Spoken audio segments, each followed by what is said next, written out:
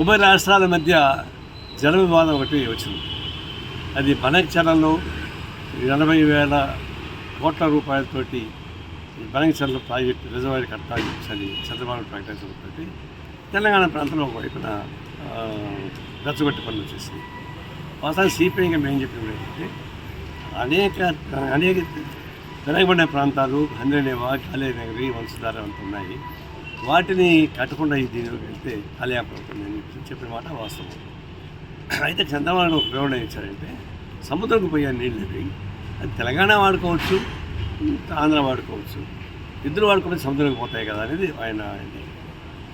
ఈరోజు రేవంత్ రెడ్డి తెలంగాణ ముఖ్యమంత్రి ఏంటంటే మేము చర్చించి పరిష్కారం చేసుకుంటాం, కేంద్రంతో మాట్లాడతాం, అభ్యంతరమైన పద్ధతుల్లో ప్రాజెక్టు కట్టుకోవడం మంచిది అని చెప్పి ముఖ్యమంత్రి చెప్పాడు. ఇది శుభపరిణామం. ఆంధ్ర రాష్ట్ర ముఖ్యమంత్రి, తెలంగాణ ముఖ్యమంత్రి సానుకూల వైఖరితో ఏడైనా వెనకబడిన ప్రాంతాలకు నీళ్లు కావాలి, సముద్రం పోయే నీళ్లు ఈడ ఆపుకుని ఇద్దరు పంచుకోవడం మంచిది. దానికి అవసరమైతే కేంద్ర సహాయం కూడా తీసుకుంటే బాగుంటుంది మా సలహా కూడా.